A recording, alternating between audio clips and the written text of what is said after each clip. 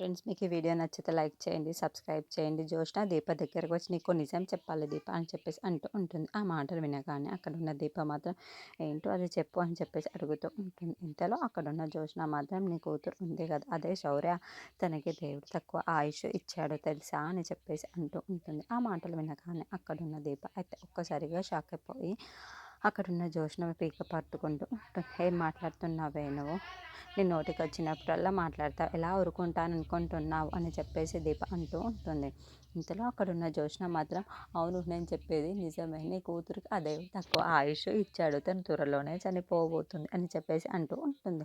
ఆ మాటలకి అక్కడున్న దీప అయితే ఒక్కసారిగా షాక్ అయిపోయి నిజం చెప్తున్నావా నువ్వు అని చెప్పేసి అడుగుతూ ఉంటుంది. ఇంతలో అక్కడున్న జ్యోష్న మాత్రం అవును బావ, నీ దగ్గర అందరు నీ దగ్గర విషయాన్ని దాచిపెట్టారు, కానీ ఇప్పుడు శౌర్య ఎక్కడ ఉంటుంది అనుకుంటున్నావు, బాబాయ్ ఫ్రెండ్ దగ్గర కాదు హాస్పిటల్లో ఉంది అని చెప్పేసి అంటూ ఉంటుంది.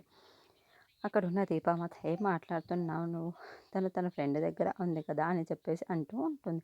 ఇంతలో అక్కడున్న జ్యోష్న మాత్రం నువ్వు ఇంత అమాయకురాలు నేను అస్సలు ఊహించలేదు బావ, నేను ఇంత వెరదాన్ని చేస్తాడు అని నేను అస్సలు అనుకోలేదు.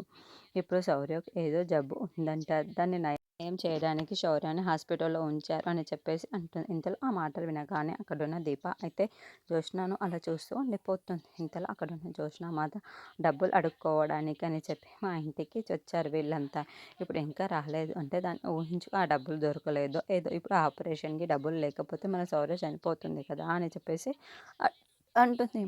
సర్లే నాకెందుకు, ఇక్కడ నేను వెళ్ళిపోతాను, నువ్వు ఏం చేస్తావో చేసుకో అని చెప్పేసి వెళ్ళిపోతుంది. ఆ మాటలు వినగానే అక్కడున్న దీప అయితే ఒక్కసారిగా షాక్ అయిపోయి చాలా బాధపడుతూ ఏడుస్తూ ఉంటుంది. శౌర్య ఎక్కడ ఉన్నావు, నీకేమీ కానివ్వను నేను అని చెప్పేసి చాలా బాధపడుతూ కింద పోయి మరి ఏడుస్తూ ఉంటుంది.